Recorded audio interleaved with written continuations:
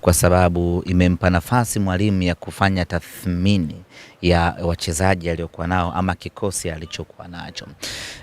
Kupitia michuano hili ya Mapinduzi, mwalimu Steven Becker akajiridhisha kwamba huyu ananifaa, huyu hanifai, huyu atolewe, huyu aendelee, huyu auzwe, huyu afanye kitu gani. Na kwa mantiki hiyo basi mchezaji Aweso Ali Aweso baada ya kudumu Simba Sports Club kwa muda wa mwaka 1.5, tumefikia makubaliano ya kumtoa kwa mkopo kwenda timu ya Kenya Police ya pale Kenya, na mkopo wake ni kuanzia hivi sasa mpaka mwishoni mwa msimu, na tukifika mwisho wa msimu anakuwa amemaliza mkataba na Simba Sports Club. Kwa hiyo atakuwa mchezaji huru.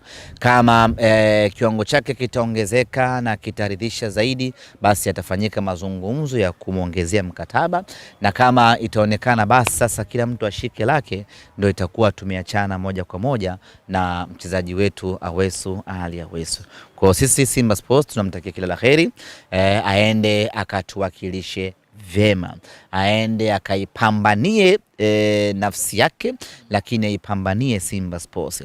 Tumefungua mianya hii ya biashara baina yetu sisi na Kenya Polisi. Tunaamini Aweso akifanya vizuri atafungua mianya kwa wachezaji wengine vile vile wa Kitanzania, lakini sehemu yake ya kwenda kujiuza zaidi na kwenda kujitangaza zaidi kupitia timu ya Kenya Polisi.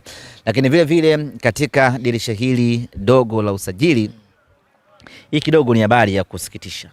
Yes, mchezaji wetu mwandamizi ambaye amedumu nasi kwa takriban miaka 11 kama niko sawa sawa, kama sio miaka 10, Muzammir Yassin, naye vile vile tumefikia makubaliano ya kumtoa kwa mkopo kwenda timu ya TRA ya pale Tabora. Muzammir Yassin amekuwa nasi kwa kipindi kirefu, amejiunga nasi tangu akitokea Mtibwa Sugar, amedumu na sisi kwenye kipindi cha raha na shida, ameipambania Simba Sports Club kwenye nyakati zote, na amefanikiwa kuifikisha Simba katika nafasi ya 5 kwa ubora Afrika.